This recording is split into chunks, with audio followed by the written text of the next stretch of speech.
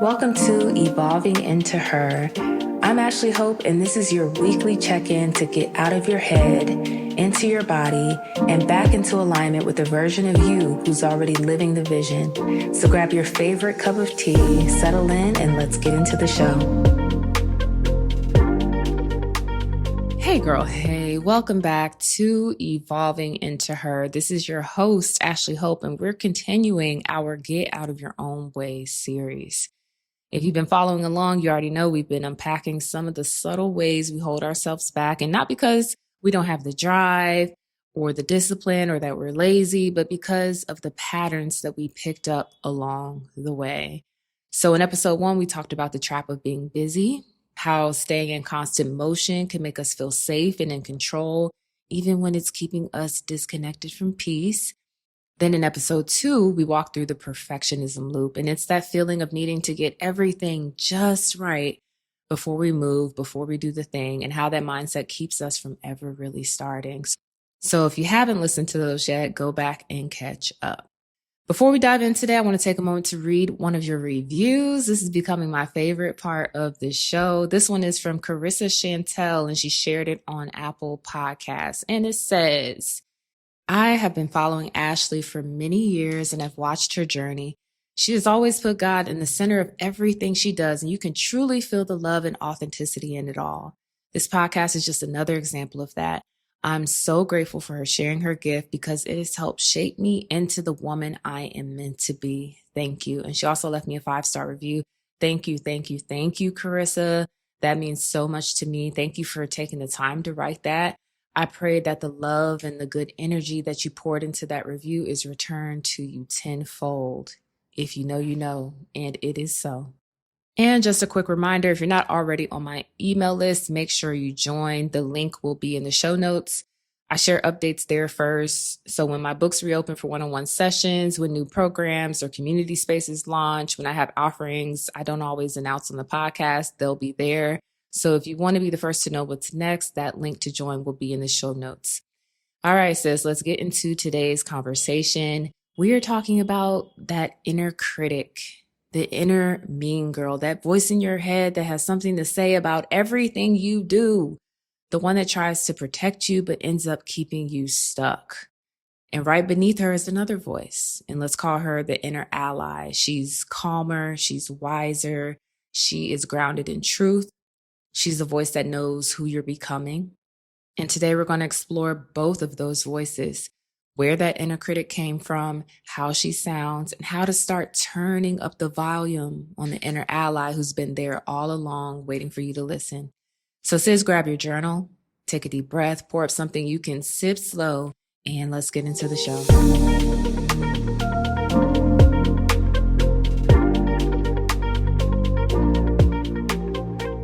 Okay, so before we can start transforming that voice in your head, we have to understand her, okay? That inner critic didn't just show up out of nowhere. She's not new. She's very familiar, and she's likely been around for a very long time. She's the voice that formed when you were trying to figure out how to be loved, how to be accepted, how to be safe. And she learned her job early by watching how the people around you responded to your mistakes, to your emotions, to your needs. And maybe you grew up in a house where the rules were tight, where they were strict, where good meant quiet and put together, where being emotional made things harder. Maybe every time you spoke up, somebody made you feel like you were too sensitive or too much. So you learned to manage yourself before anyone else could. Maybe you learned to shrink so you wouldn't be corrected, to perform or overperform so you wouldn't disappoint anyone, to hold it all together because no one else could. That's where that inner critic came from. And the thing is, she's not all you. That's not your voice. She's just an echo. She's your mom's tone when she was stressed. She's your dad's silence when he didn't know how to comfort you. She's the teacher who only praised perfection. She's the culture that told you to be humble, to be grateful, to be unbothered, even when you were hurting. And your brain recorded all of this. And from a neuroscience standpoint, that's what's called internalized conditioning. So your subconscious doesn't separate safety from love. it connects them. So when you get approval for performing, your brain says, okay, this is how we survive. And now, as a grown woman, that voice still tries to keep you safe the same way, through control, through perfection, through pressure. And that's why, even when you know better, you still hear her. That's why you can be proud of yourself one minute and questioning everything the next. She's running an old program. And if you listen to other people talk about the inner critic, it's kind of demonized. But my perspective is that she's not your enemy. We don't need to silence her. She was doing what she thought she needed to do. She's your protector. That's all she was trying to do. She was trying to protect you. She doesn't mean any harm. She's just using outdated strategies, and she still thinks you need her to keep you safe from rejection and judgment and disappointment. And that's why she speaks in extremes sometimes, like, you should have known better. You're not doing enough. They probably don't even like you. She uses shame because shame used to work. It kept you quiet. It kept you compliant. It kept you safe.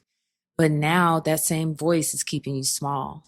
Because you're not that little girl anymore, sis. Okay? You don't need to be perfect to be loved. You don't need to manage everything to be safe. You don't need to shrink to be accepted.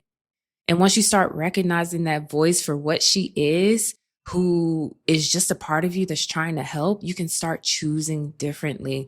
And you can thank her for what she's done and then lovingly let her know, I've got it from here. And that's the first step to getting out of your own way when it comes to the inner critic. Realizing that that inner critic isn't the truth. It isn't your voice. It isn't the voice of the Holy Spirit. It's just a habit. Okay? And the beauty in that is that habits can be rewired. They can change.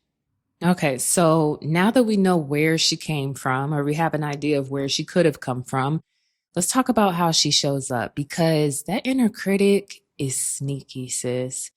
Because she's not always loud and obvious. Sometimes she whispers. Sometimes she hides behind what looks like responsibility or humility or just wanting to do things right. But if you really pay attention, you'll start to notice her patterns.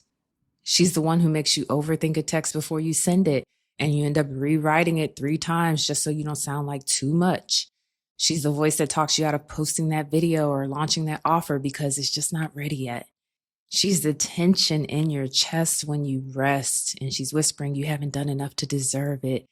She's the hesitation you feel when someone compliments you because somewhere deep down, you still believe it's not true. That is her. That is your inner critic running the show. Sometimes she shows up as the perfectionist, and she's pushing you to do more, to learn more, to be more, so no one can question you. Sometimes she's the comparer, and she'll scroll on social media, measuring your life against everyone else's highlight reel. Sometimes she's the controller, the part of you that needs to know how everything will turn out before you can take a single step. And other times she's a self-sabotager, the one who shuts down right when things are going well because good still feels unsafe. And that's the tricky thing about her. She can sound like she's helping you. She says things like, I just want you to be prepared. I don't want you to get hurt again. You should have known better. And it sounds like logic. It sounds protective, but really it's fear. And she doesn't just talk. She influences how you move. She's why you say yes when you really want to say no. She's why you apologize for things that aren't your fault. She's why you stay quiet in rooms you've earned the right to speak in. She's why you dim yourself down so no one calls you intimidating. Sometimes she keeps you so busy so you don't have to slow down and really feel. And other times she keeps you stuck so you never have to risk being seen. That's the thing about the inner critic. Her job is to keep you safe from pain, even if it means keeping you from joy. Even if it means keeping you from your purpose, from your calling, from the life that God has for you, from the woman that God created you to be. She doesn't differentiate between rejection and growth because to her, both feel like danger. But when you know what she sounds like, you can catch her. You can pause and say, you know what, wait a minute, this isn't me. This is the inner voice. This is that old survival voice. Because it's not your highest self that doubts and delays and downplays. It's the inner critic trying to keep control, trying to keep you safe. And when you start noticing her patterns in your thoughts, in your tone, in your body, you can start to separate from her. And you realize, wait a minute, this is not my voice. This is not the Holy Spirit's voice. This is not my higher self's voice. And when you can acknowledge that and you're aware of that, you notice that you're just the listener, you're the observer. And from there, baby, you get to decide who gets the mic. You can take the mic from the inner critic. You don't have to give her a voice. And so now that you know what your inner critic sounds like and possibly where she comes from, I want to introduce you to someone else. And she's been here the whole time too. She's just a little quieter. Okay. She's a part of you who knows how to take a breath before reacting. She's the one that speaks from peace. She's the one that doesn't rush you or shame you or criticize you or judge you for not having it all figured out. And this is your inner ally. Your inner ally is the voice that partners with God, the one that reminds you that you're not behind, the one that reminds you that you're worthy, that you're deserving. She's the part of you that still believes in your softness, even when life has tried to harden you. She's the one who says, girl, it's okay. You're learning. You're growing. You're safe to start again. You're deserving. You're worthy as is. Where your inner critic leads with fear, your inner ally leads with faith. Okay? Where your inner critic points out everything that's missing or everything you haven't done right, everything you don't have yet, your inner ally reminds you of how far you've come. The critic motivates through shame, through judgment, through critique. The ally moves through love. All right. That's the difference. And the thing is your inner ally isn't naive. Okay. She's not pretending things are easy. She just chooses to tell the truth with compassion, with kindness. She knows that you can hold yourself accountable and still be kind. She knows that rest doesn't mean lazy. She knows that failure doesn't mean you're done. She knows that taking a break doesn't mean you've fallen off. It just means you're human.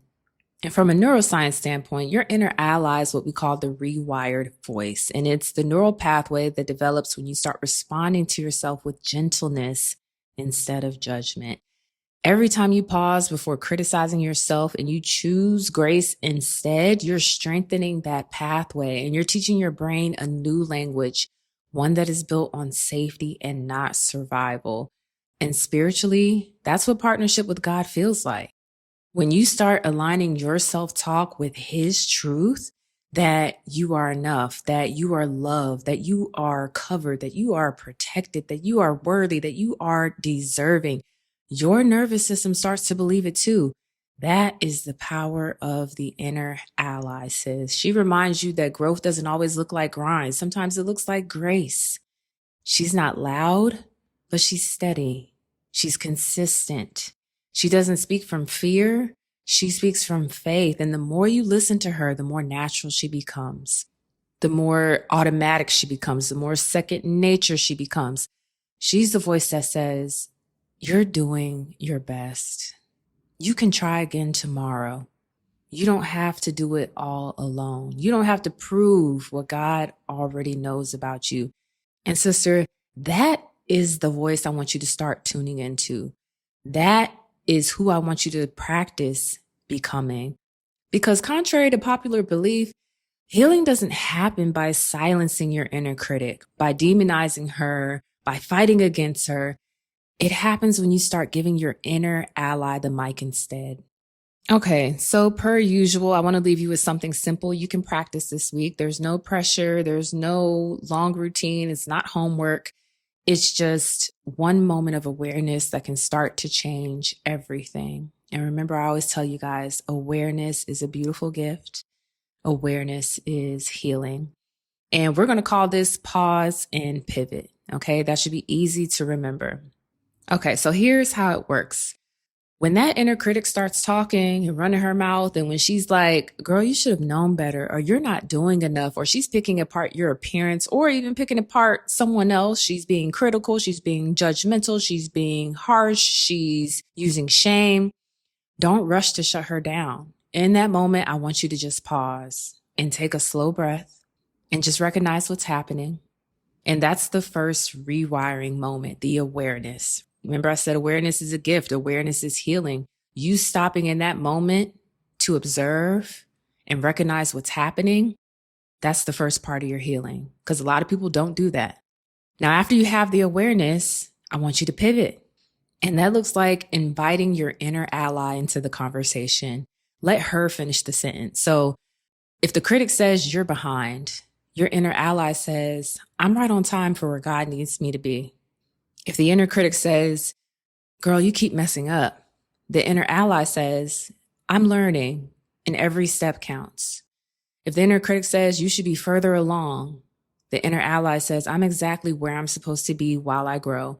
If the inner critic picks apart your appearance and she's calling you ugly or fat, or you need to lose weight, or you're not pretty enough, whatever, the inner ally says, I am beautifully and wonderfully made. If your inner critic starts comparing your life to other people's highlight reel, your inner ally says, girl, you're exactly where you're supposed to be. Your blessings and what's for you will not miss you. They will come to you in divine timing and divine order. Y'all get what I'm saying here?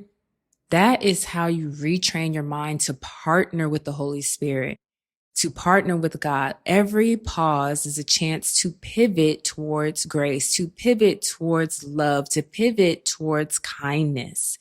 And the more you practice it, the more natural it becomes. And from a neuroscience standpoint, what you're doing is building a new pathway, one that tells your brain safety doesn't come from control. Okay. It comes from compassion. And you're literally teaching your nervous system that love is the new language. And love is the only language I'm going to speak going forward. That's the only language I'm going to respond to going forward. So this week, I want you to practice the pause. Okay. And when you catch that critical thought, even if it sounds like it's productive, I want you to stop and take a breath and ask, what would my inner ally say right now? And you can write it down if you need to. You can whisper it if you need to, but speak it. Because the moment you do, you shift from self-protection and control to self-partnership and partnership with the Holy Spirit. And that's the most powerful partnership one can have. Okay. You stop fighting yourself and fighting that inner critic, and you start walking with yourself in this journey of becoming. And trust me, this journey is a long one. It is a lifelong one. So you might as well do it with love and grace and compassion. Sister, I hope this conversation helped you see that your inner critic was never the problem. She was never your enemy. She just got too comfortable leading. She was built from old stories, old fears, old rules about what it means to be loved or to be safe. But the woman you are now, she doesn't need that kind of protection anymore. Okay. And know that you're safe to trust that God is not waiting for perfection. He is waiting for your participation. So this week, when that critical voice comes up, don't fight her. Don't demonize her. Don't try to silence her. Just pause, take a deep breath, and invite your inner ally to speak. And ask her, what would love say right now? What would compassion say right now? What would grace say right now? What would the Holy Spirit say right now? That question alone will change your inner dialogue and thus change your life. Because the truth is, you cannot hate yourself into healing. You cannot shame yourself into growth. You can't bully yourself into peace, but you can love yourself there, sis. One breath, one thought, one small act of grace at a time.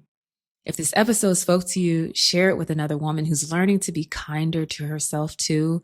And if you haven't already, please leave me a 5-star rating and a written review on Apple Podcasts. It helps other women find these conversations and reminds me that what we're building here matters. And don't forget, if you're not already on my email list, you can join today. It is free. This is where I share all the things. I don't always talk about everything I'm doing on the podcast. So my email list gets first dibs on everything. They know when I open up my books for one-on-one sessions. They know when I have new programs drop or new digital products. They'll be the first to know about when the new community opens or when we launch a retreat. So make sure you are on my insiders list, on my VIP list.